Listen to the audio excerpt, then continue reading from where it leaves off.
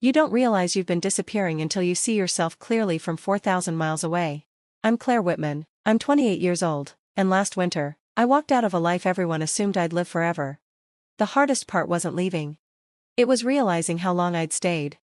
I worked as a financial analyst at Morton Hayes in Cedar Falls, Iowa, population 6,200, where everyone knows your mother's maiden name and what you ordered at the diner last Tuesday. The job was stable, invisible, really, numbers balanced in silence, errors noticed, successes assumed.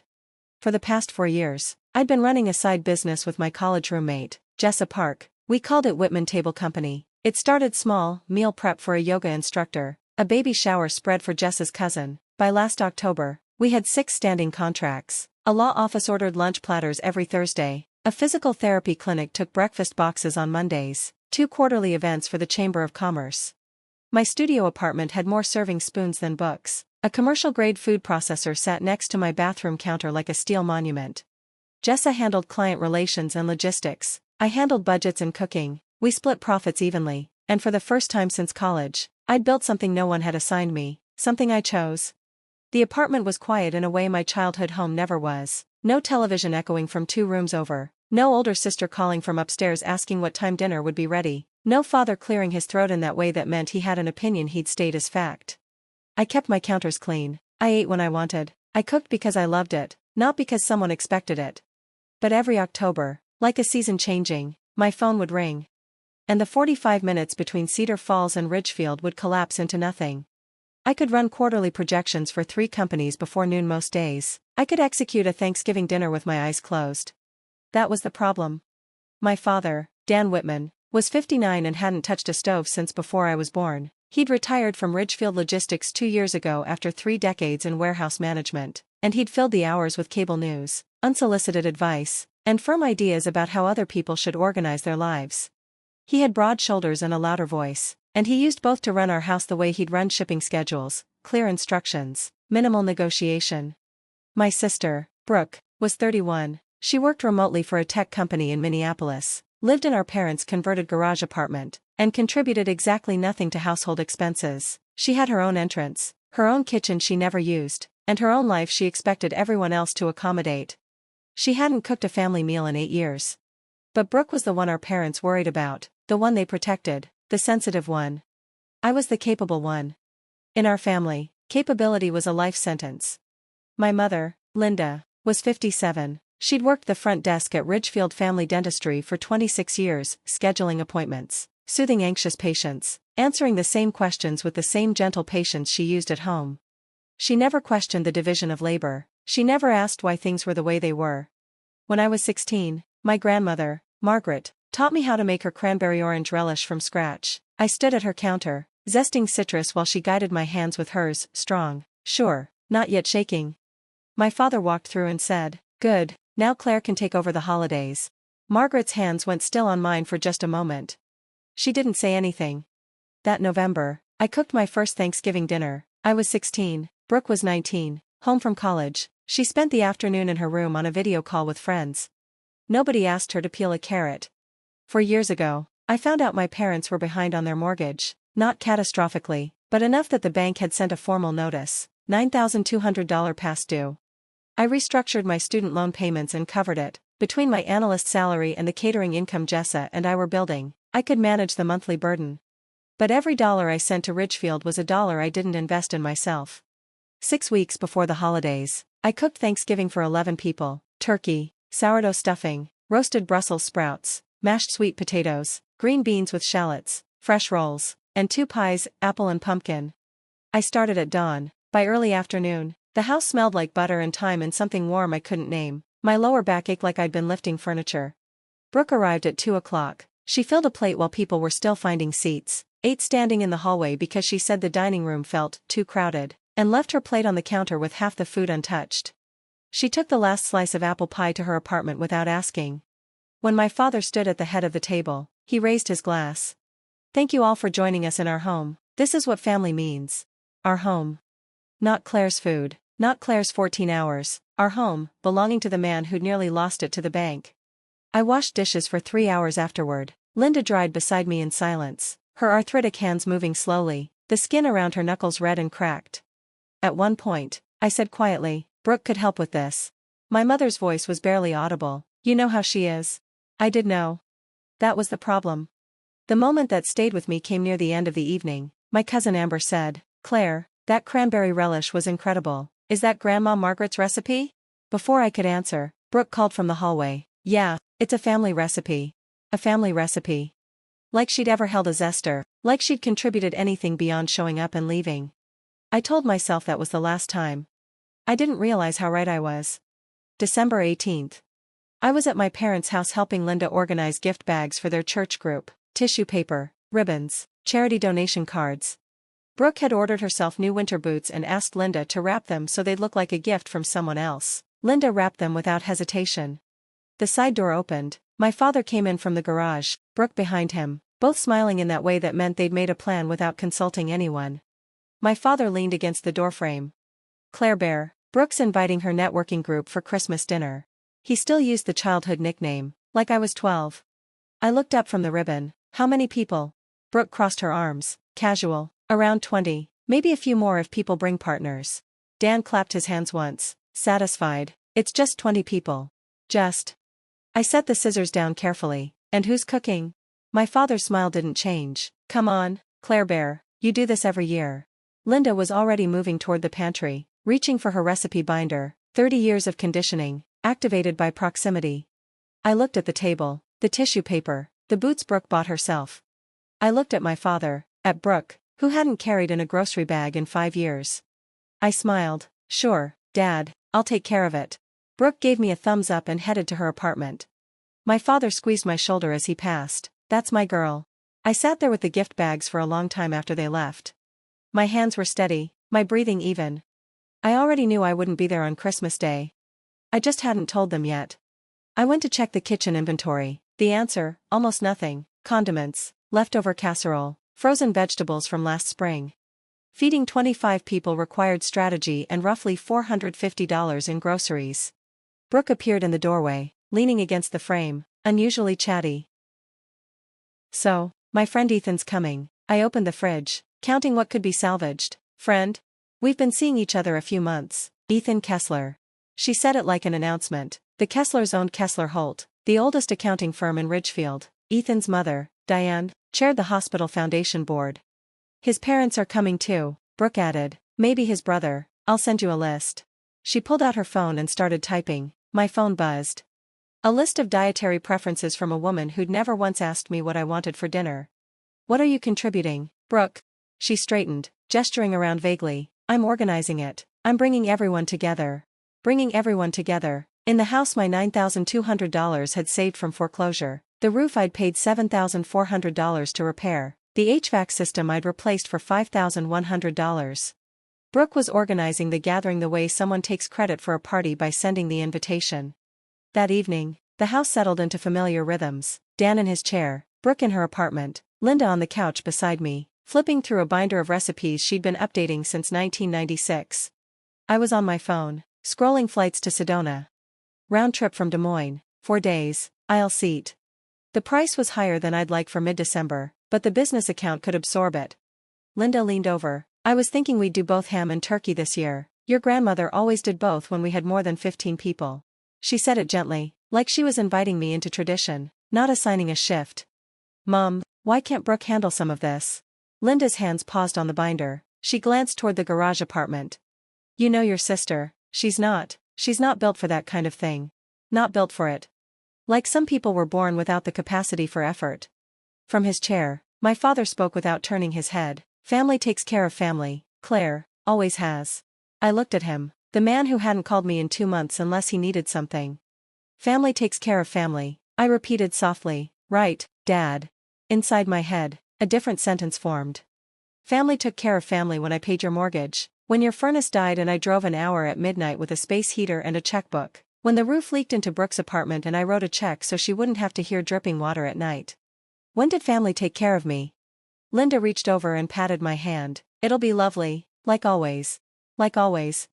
That was what I was afraid of. Late that night, I was in the guest room, my old bedroom, now stripped of anything personal, sitting on the quilt Linda had sewn from fabric scraps years ago. The plan had been to stay over and start prep early. The hallway light was still on, Brooke was on the phone in the kitchen, her voice carrying the way it always did, confident, unbothered. "No, you don't need to bring anything, my sister's handling the food." A pause. Then Brooke laughed. "She loves this stuff, she's amazing at it." I sat on the edge of the bed and pressed my palms flat against the quilt. My heartbeat was steady, no anger, something colder, something resolved. I pulled up my phone calculator. $9,200 for the mortgage. $7,400 for the roof. $5,100 for HVAC. $21,700 in direct financial support. Not counting groceries, not counting gas, not counting 9 years of Thanksgiving, Christmas, Easter, birthdays, last minute, "Can you bring something?" texts from relatives who couldn't be bothered. She loves this stuff. I set the phone down, opened my laptop. One-way ticket, Des Moines to Sedona, December 24th, early morning departure, $387. I entered my information, confirmed, closed the laptop. Lay back on the quilt and stared at the ceiling I'd helped pay to keep intact. Brooke was still on the phone, laughing about something. She had no idea what was coming. December 19th, morning. I drove to Ridgefield General, not for party supplies. I picked up trail mix and a magazine for the flight. At checkout, I ran into Mrs. Callahan, 68, lived 4 houses down from my parents since I was in elementary school. She touched my arm. "Oh, honey, I heard about the Christmas gathering. Your father must be so proud." I smiled the smile you give someone who means well and understands nothing. "He usually is, Mrs. Callahan." She patted my hand and moved on. She'd be at church Sunday telling everyone what a wonderful family the Whitmans were. I wondered if she'd still think so by then. Back in my car, my phone buzzed. "Jessa. Baxter Group confirmed the New Year's luncheon, 30 people, full service. I need the insulated carriers and the beverage dispensers. Can I grab them from your parents' garage tomorrow night?" I paused, then typed, "Come around 9, I'll leave it unlocked." "Perfect, you're a lifesaver." I wasn't saving anyone. I was reclaiming my property. The carriers, the dispensers, the professional-grade sheet pans, the serving platters, all of it belonged to Whitman Table Company, LLC, all purchased with my money, stored in my parents' garage because my apartment didn't have the space. My family used that equipment every holiday like it was communal property. Nobody ever asked where it came from, nobody ever asked what it cost. Jessa didn't ask why I sounded so calm. She'd worked with me long enough to recognize that calm was my most dangerous register. That afternoon, I returned to my parents' house.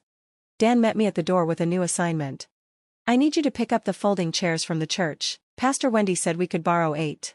I set my keys on the counter. "Dad, I'm not your event coordinator." He looked at me like I'd spoken a foreign language. Then his face settled into the expression I'd memorized, patient, faintly disappointed, like I was a child who'd forgotten basic manners. "Family takes care of family, Claire." There it was again. The phrase that had followed me through every holiday, every crisis, every check I'd written. Family takes care of family. It only ever flowed one direction. Brooke walked through wearing new jeans, dark wash, expensive, tags still attached. "Looking good for Christmas," she said to her reflection in the microwave. $110 jeans to impress Ethan Kessler. She hadn't spent $1 on the gathering that was supposedly her idea. Linda was already in the kitchen, pulling out mixing bowls. Her hands moved slowly, joints swollen, skin dry and cracked from years of work. I walked over and took the bowl from her hands. "Mom, sit." She started to protest. "I'm fine. I just..." "Sit." She sat. We didn't talk, just the sound of the faucet and my hands moving through familiar motions. I looked at her hands resting on the table, tired, bent, worn. She'd been preparing food for other people her entire life. That was the last time I stood in that kitchen as someone's unpaid cook. That evening, Jessa texted. "Baxter Group wants to add 10 people. Can you co-run it with me on the 28th? I stared at the message. 2 events on my calendar. December 25th, 25 people at my parents' house expecting a feast I'd cook for free. December 28th, 40 paying clients where every hour of my labor had value. 2 events, one where I was furniture, one where I was a professional. I typed back, "I won't be available for either." Jessa called immediately. "What do you mean either? Baxter's our biggest contract this quarter. Can you handle it solo?" "I mean, yes, with temps and rental equipment, but what's going on?" "I'm going to Arizona." Silence. Then, quietly, finally. She didn't ask why, she didn't push. She'd watched me come back from every holiday hollow-eyed and silent, staring at my apartment ceiling for days. After Thanksgiving, she'd found me asleep on my kitchen floor at 11 p.m., still wearing the apron I'd driven home in. She'd been waiting for me to walk away since the day we became partners. "I've got Baxter," Jessa said. "Take the whole week, turn your phone off." I told her I'd leave the garage unlocked so she could load the equipment. She didn't need a list, she knew every piece as well as I did. After we hung up, I sat in the dark guest room and listened to the house. Television downstairs, Brooke's music faintly through the walls, Linda running water in the kitchen. December 19th, 9 p.m. I was heading to the bathroom when I heard Brooke's voice through her apartment door. "Video call, Ethan." "Babe, I told you it's handled. My sister's doing the whole menu." Pause. Ethan's voice, tinny through the speaker. "Are you sure? That's a lot for one person." Brooke didn't hesitate. "It's only 20 people." Same words, same tone, same casual erasure of labor she'd never once performed. She continued, "Plus, Claire's been doing this forever. She's incredible at it." Ethan's response, "That's really sweet of her." Sweet. 9 years of unpaid labor, $21,700 in emergency support, 16-hour days in kitchens that weren't mine. Sweet.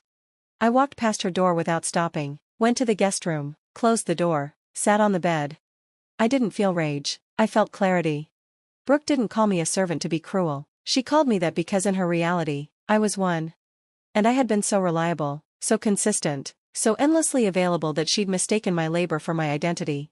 She loves this stuff. Maybe I had once, before it became an obligation I served without parole. December 19th, earlier that day. My father had asked me to retrieve serving platters from the basement storage. Your grandmother's good ones, behind the holiday boxes. The basement was cold, dim, lit by a single bulb, boxes labeled in Linda's handwriting, ornaments, Brooke's school projects, linens. I found the platters behind a stack of old photo albums. And behind the platters, tucked against the foundation, there was a small wooden box. Cedar, worn at the edges, the kind that once held stationery. The lid had initials burned into it, M.A.W. Margaret and Whitman. I opened it. Inside was a composition notebook, small, maybe 6 by 8 inches, with a marbled cover and a rubber band wrapped around it. The rubber band crumbled when I touched it. I opened the first page. My grandmother's handwriting, small, precise, slanting slightly left. Columns, date, event, guest count, dishes, dollar amount. Thanksgiving 1979, 14 guests, turkey, 4 sides, 2 pies, $52. Easter 1984, 10 guests, ham, scalloped potatoes, rolls, $38. Christmas 1992, 19 guests, beef roast, 6 sides, 3 desserts, $127. Page after page, year after year, 3 decades of holiday meals logged in pencil like a second set of books. The last entry was at the bottom of the final page. Christmas 2009, 13 guests, everything, $298.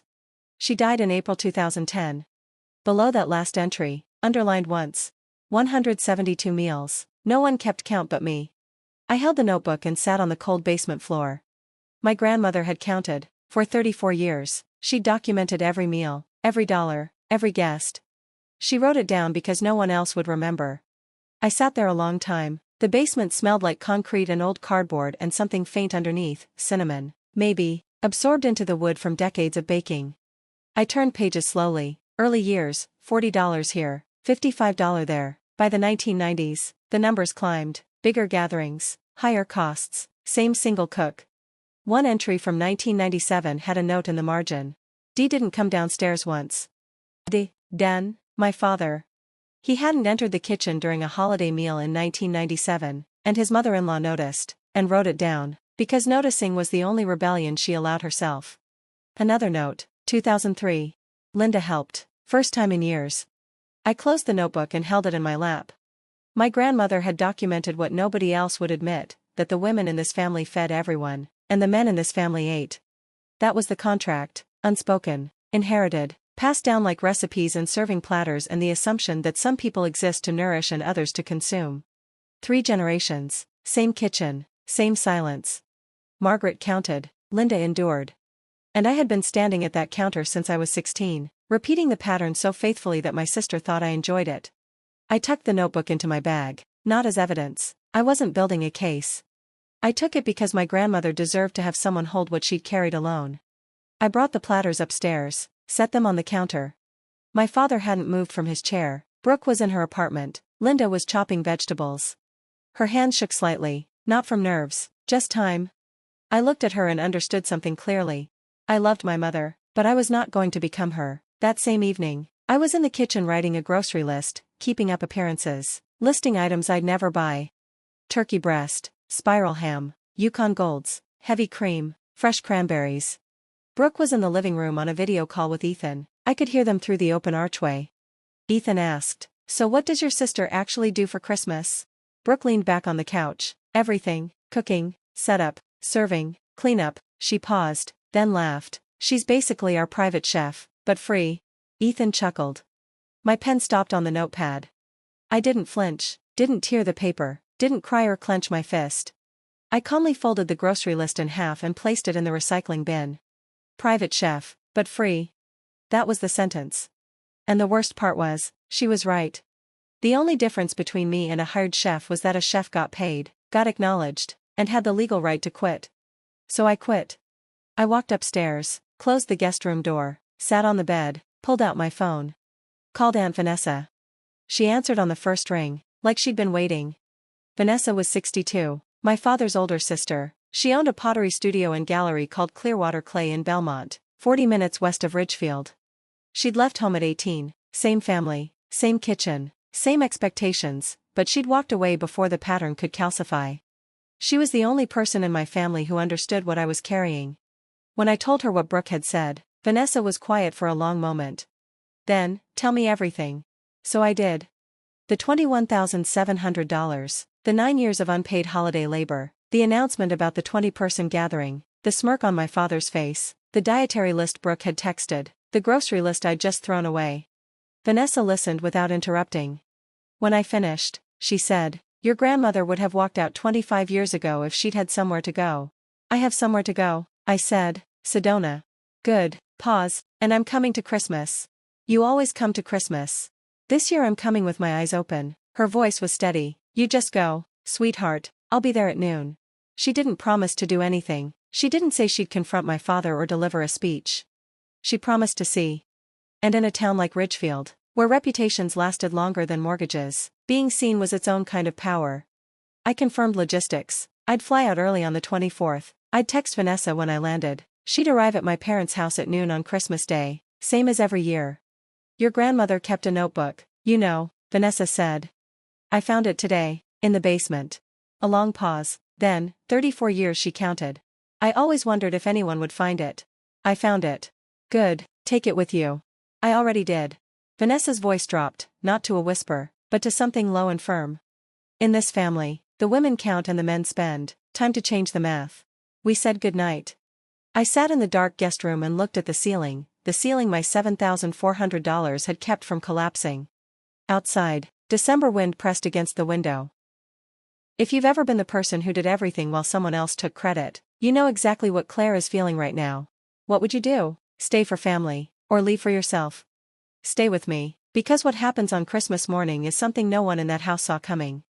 December 19th, 8:50 p.m. The house was settling, Dan asleep in his chair, Linda in bed, Brooke in her apartment with headphones on. I moved efficiently. First, I texted Jessa.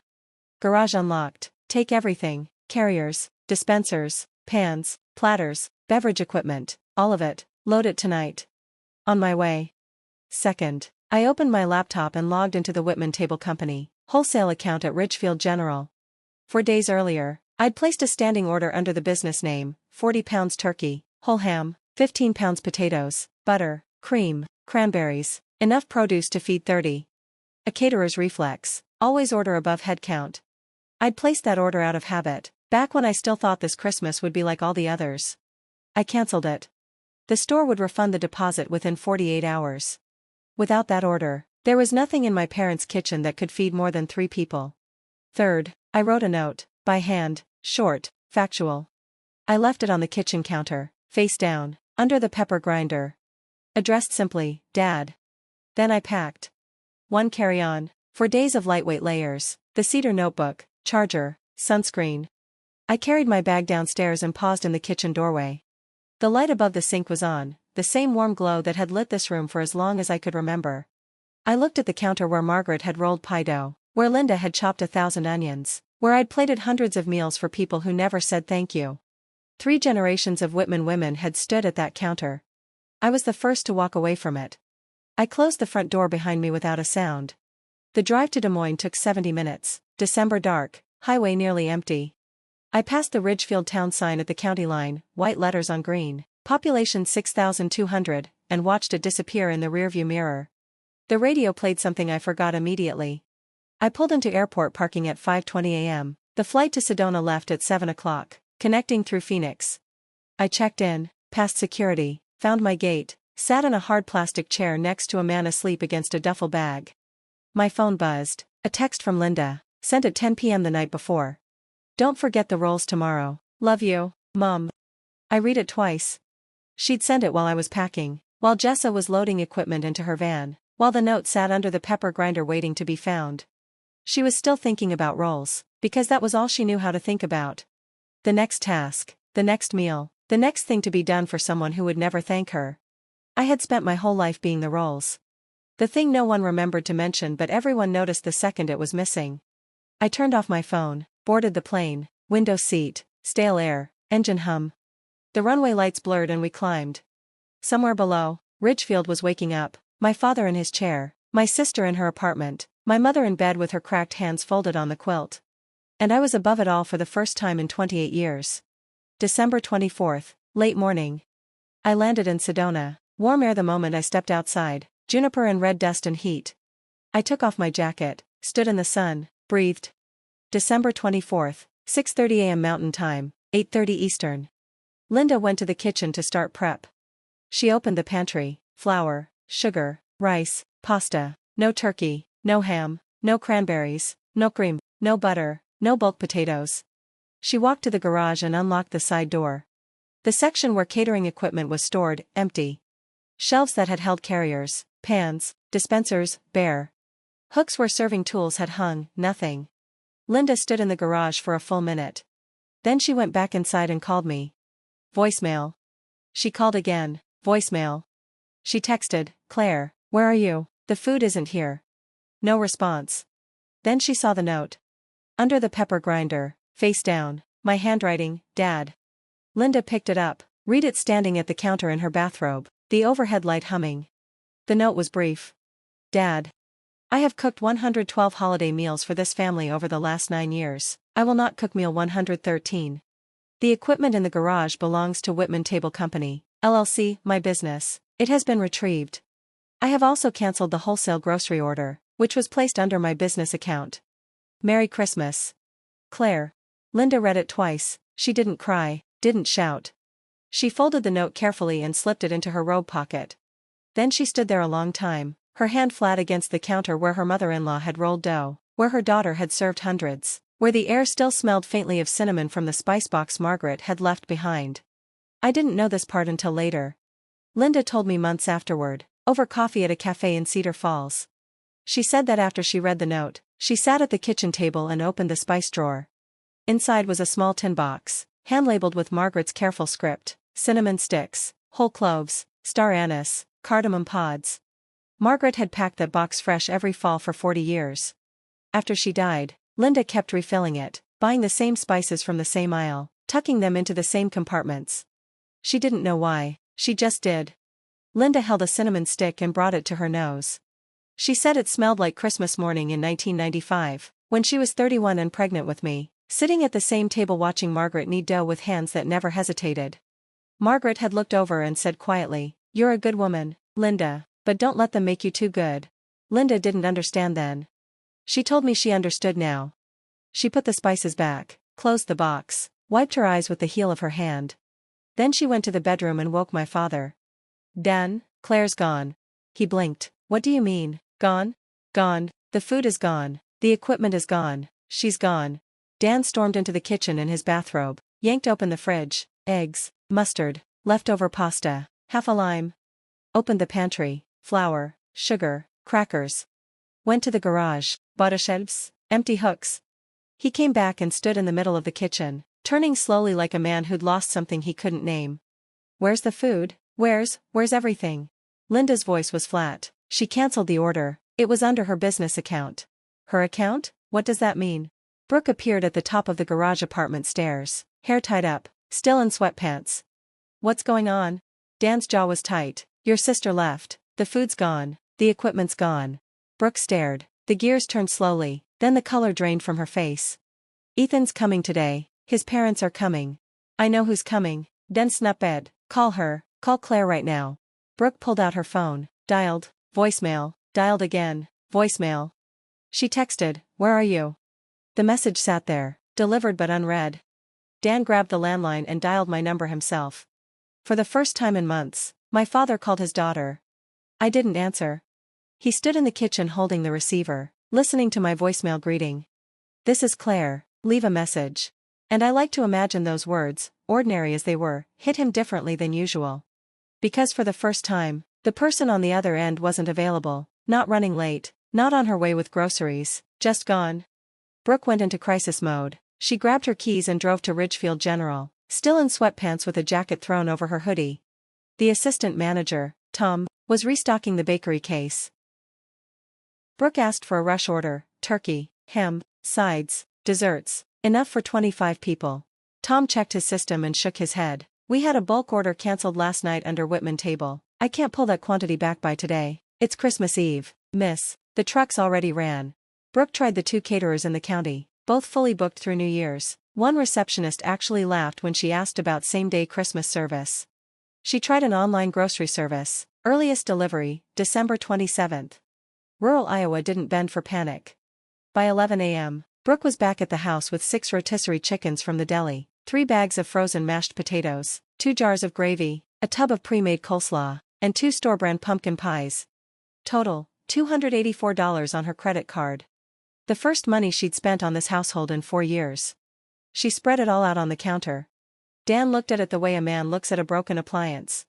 That's not Christmas dinner, that's a convenience store. Brooke's voice was sharp. It's the best I could do in 5 hours.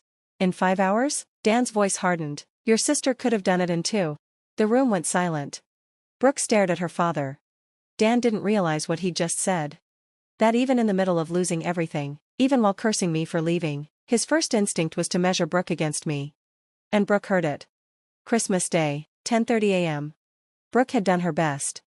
The rotisserie chickens were reheated in foil pans because the proper roasting pans were somewhere in the basement and nobody knew where. The frozen mashed potatoes were microwaved in the bag. The gravy came from a jar. Brooke had set up a folding table in the dining room and covered it with a vinyl tablecloth because the linen ones were packed away and she didn't know where. She used paper plates because the china required serving pieces she didn't have. The house smelled like reheated poultry and quiet desperation.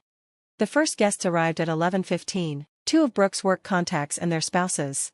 They walked in, looked at the folding table, looked at the paper plates, and one of them said carefully, "Oh, this is cozy." Brooke forced a smile. "Yeah, we went a little more casual this year."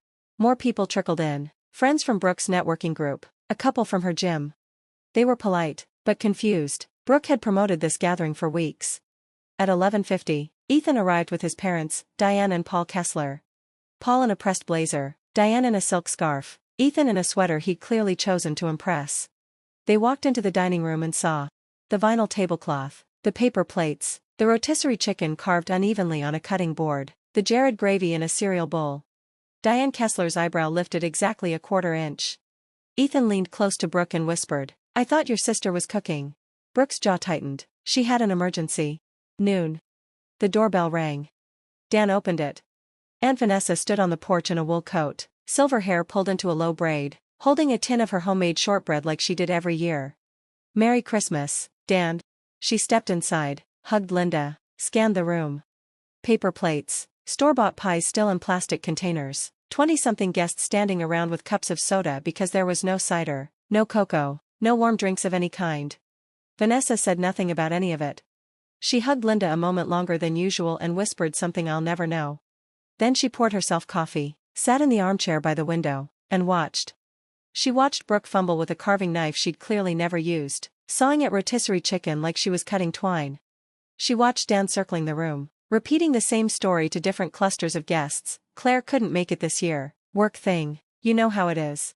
She watched Ethan's father, Paul Kessler, Nod politely while his eyes tracked the room with the quiet assessment of a man who ran a business and knew the difference between a hiccup and a collapse.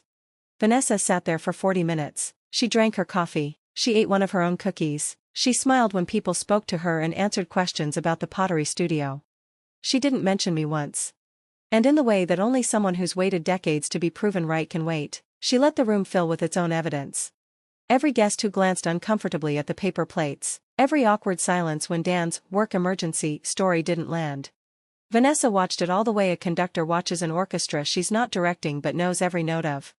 12:45 p.m. Someone's phone changed everything.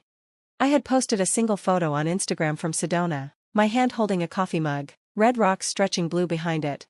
The caption, "First holiday in 9 years I didn't spend in someone else's kitchen." I'd posted it for myself, not for them. But the internet doesn't care about intent. One of Ethan's friends saw it, screenshotted it, texted Ethan. "Isn't that Brooke's sister? She's in Arizona? I thought she was sick or something." Ethan pulled out his phone, read the post, read the caption again. Then he turned the screen toward Brooke, who was standing by the food table holding a paper plate. "I thought you said she had a work emergency." Brooke's face went pale. She opened her mouth, nothing came out. Paul Kessler leaned over from behind Ethan. He read the caption aloud, the way a man reads a contract clause he wants everyone in the room to hear. "First holiday in 9 years I didn't spend in someone else's kitchen." The room went quiet. Not movie quiet, real quiet, the kind where you hear the refrigerator hum and someone shift their weight. Guests looked at each other, at the paper plates, at the grocery store food, at Brooke, who was still holding her plate like a shield. Dan stepped forward. "She's being dramatic, she always." And then Vanessa set her coffee cup down. The ceramic base hit the side table with a small, clear sound, not loud, just precise. Every head in the room turned toward her. Vanessa stood. She looked at my father. "Dan." Her voice was calm, final. "Stop."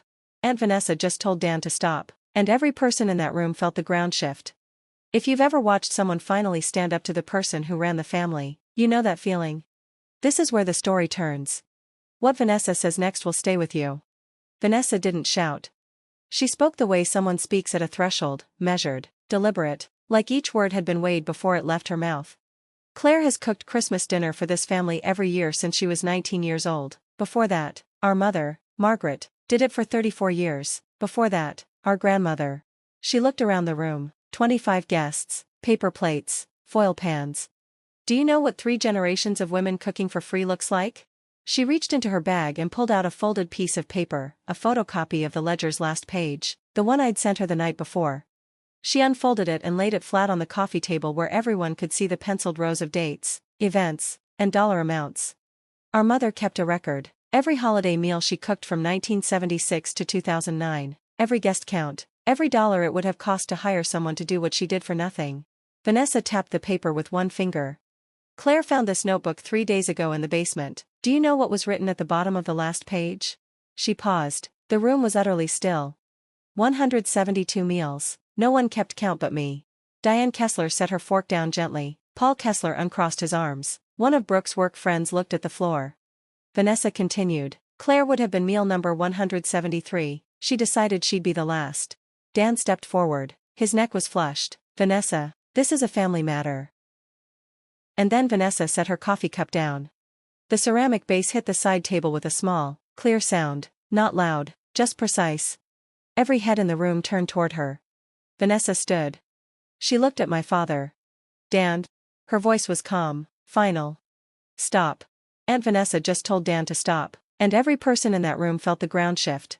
If you've ever watched someone finally stand up to the person who ran the family, you know that feeling.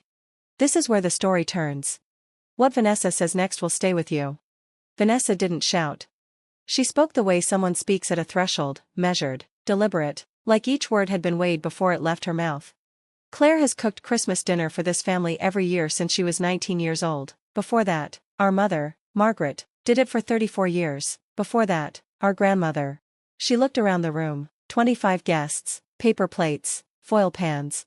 "Do you know what 3 generations of women cooking for free looks like?" She reached into her bag and pulled out a folded piece of paper, a photocopy of the ledger's last page, the one I'd sent her the night before. She unfolded it and laid it flat on the coffee table where everyone could see the penciled rows of dates, events, and dollar amounts. Our mother kept a record. Every holiday meal she cooked from 1976 to 2009. Every guest count. Every dollar it would have cost to hire someone to do what she did for nothing. Vanessa tapped the paper with one finger. Claire found this notebook 3 days ago in the basement. Do you know what was written at the bottom of the last page? She paused. The room was utterly still. 172 meals. No one kept count but me. Diane Kessler set her fork down gently. Paul Kessler uncrossed his arms. One of Brooke's work friends looked at the floor. Vanessa continued. Claire would have been meal number 173. She decided she'd be the last.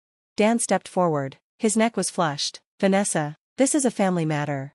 It stopped being a family matter when you invited 25 strangers to eat food your daughter was going to cook for free.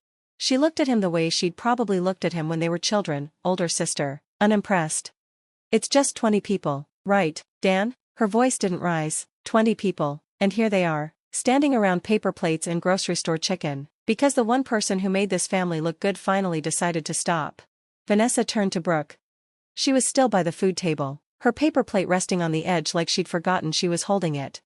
Brooke.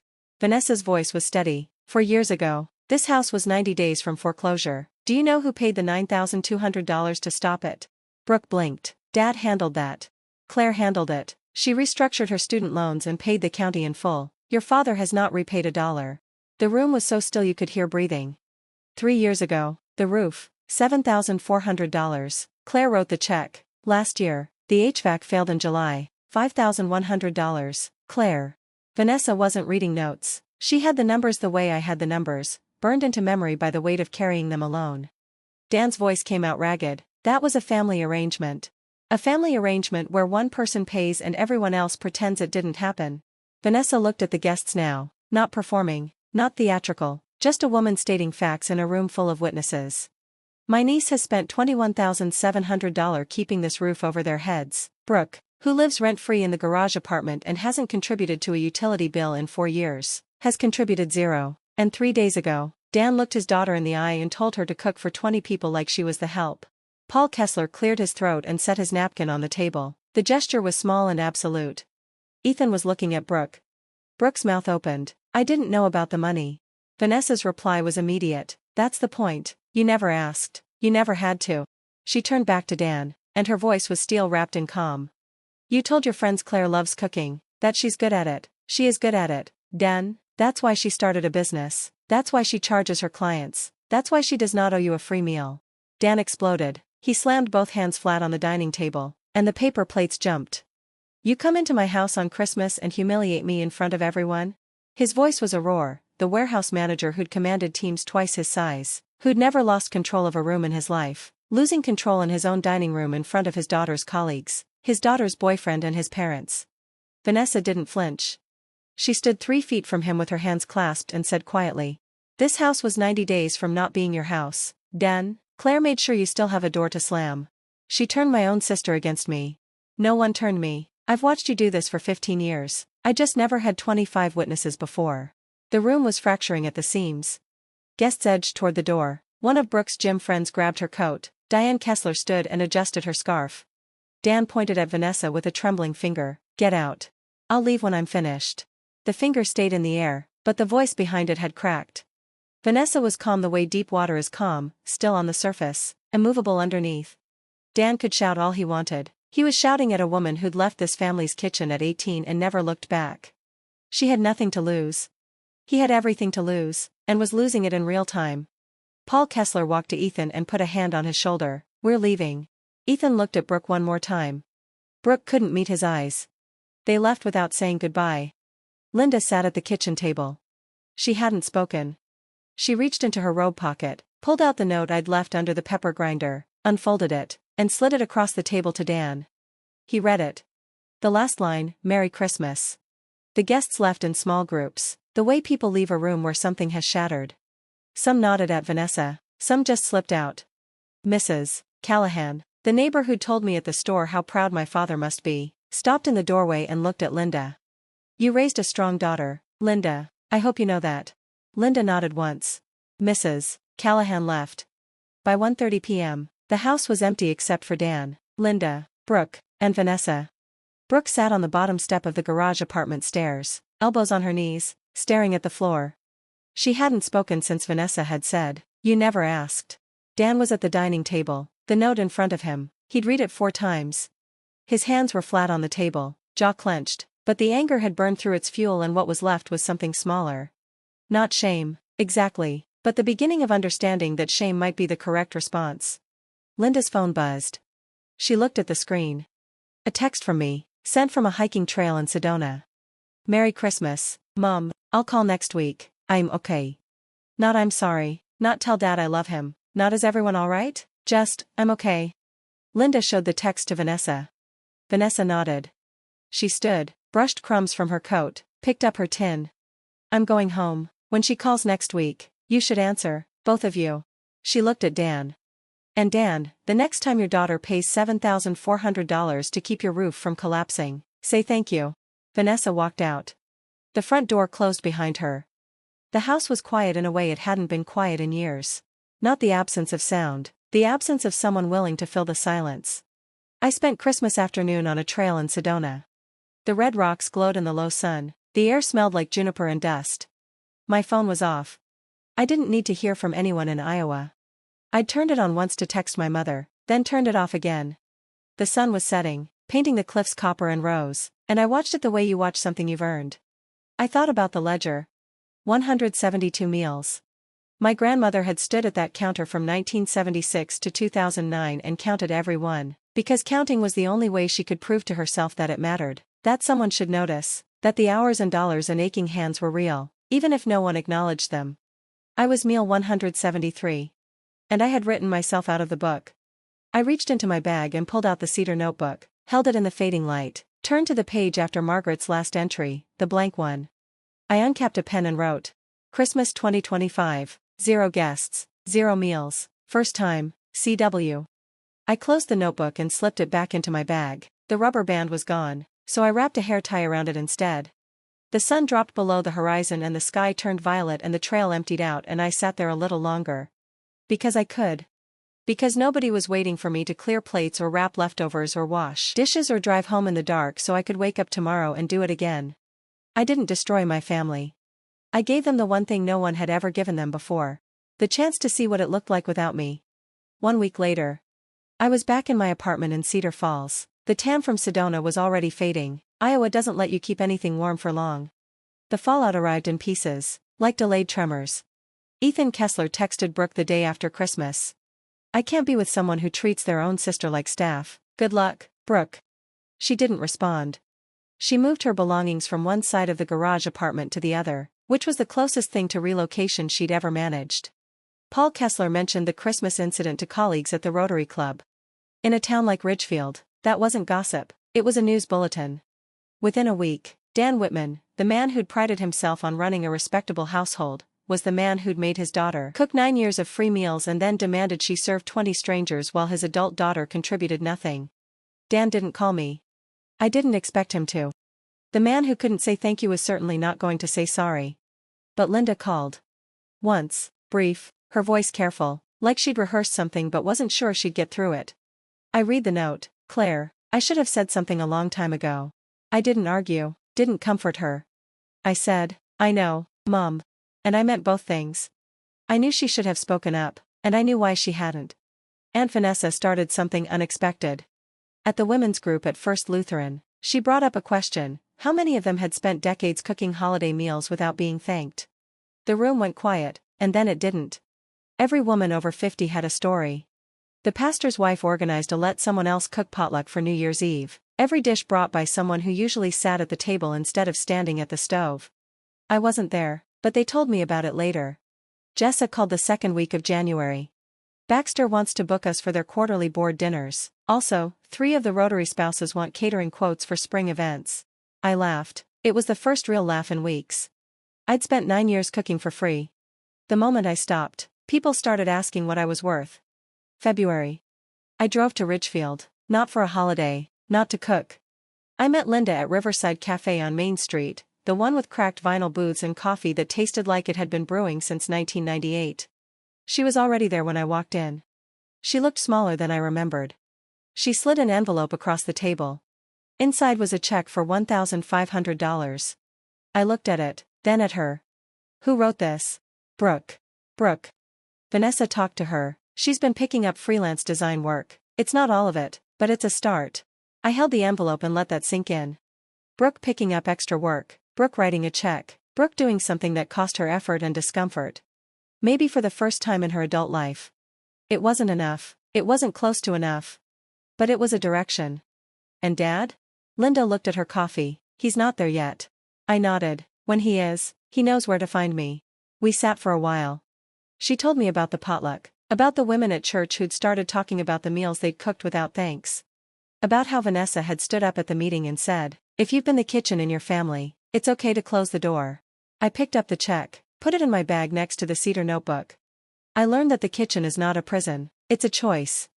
And the moment I chose to leave it, I discovered that the people who loved me would find me wherever I went. And the people who only loved what I could do for them would stay right where I left them. That's my story. One Christmas, one empty kitchen, and a grandmother's notebook that counted what no one else would. If this story reminded you that your time and your labor have value even when no one says thank you, share it with someone who needs to hear that today. Drop a comment, and I'll see you in the next one.